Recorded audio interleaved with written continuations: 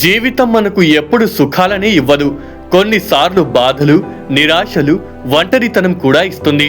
అయితే అవే మనలో దాగి ఉన్న బలాన్ని బయటికి తీస్తాయి.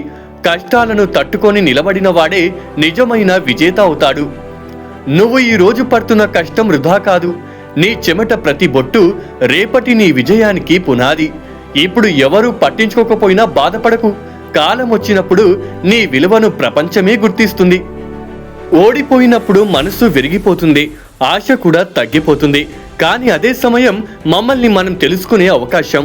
నీవు లేచే ధైర్యం చూపిన రోజే నీ జీవితం మలుపు తిరుగుతుంది.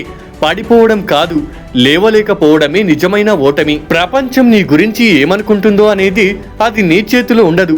కానీ నువ్వు నీ గురించి ఏమనుకుంటున్నావు అనేది పూర్తిగా అది నీ చేతిలోనే ఉంటుంది. నిన్ను నువ్వు తక్కువ చేసుకుంటే జీవితం కూడా అలాగే ఉంటుంది. నీ విలువను నువ్వే గుర్తించుకున్న రోజే మార్పు మొదలవుతుంది. ఓపిక అంటే కేవలం ఎదురు చూడడం కాదు, బాధలోనూ, అవమానంలోనూ, ఒంటరితనంలోనూ నిలబడే శక్తి. అందరూ వదిలేసిన ఆ సమయంలో కూడా ప్రయత్నం ఆపకపోవడమే ఓపిక అంటే. అలాంటి ఓపిక ఉన్నవాడికి కాలం కూడా ఓడించలేదు.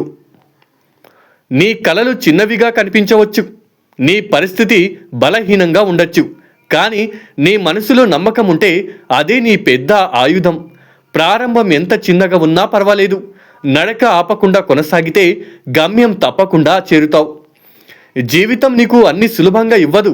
ప్రతి అడుగులో ఒక పరీక్ష పెడుతుంది. కానీ ఆ పరీక్షలో నువ్వు నేర్చుకున్న పాఠాలే నీ భవిష్యత్తు. బాధను శత్రువుగా కాక గురువుగా చూడు. మిత్రమా, నిన్ను నువ్వు మార్చుకోకుండా నీ జీవితం మారదు. పరిస్థితుల్ని నిందించడం సులువు, బాధ్యత తీసుకోవడం కష్టం. కానీ బాధ్యత తీసుకున్నవాడే ఎదుగుతాడు. నీ మార్పే నీ విజయానికి మొదటి అడుగు అవ్వాలి.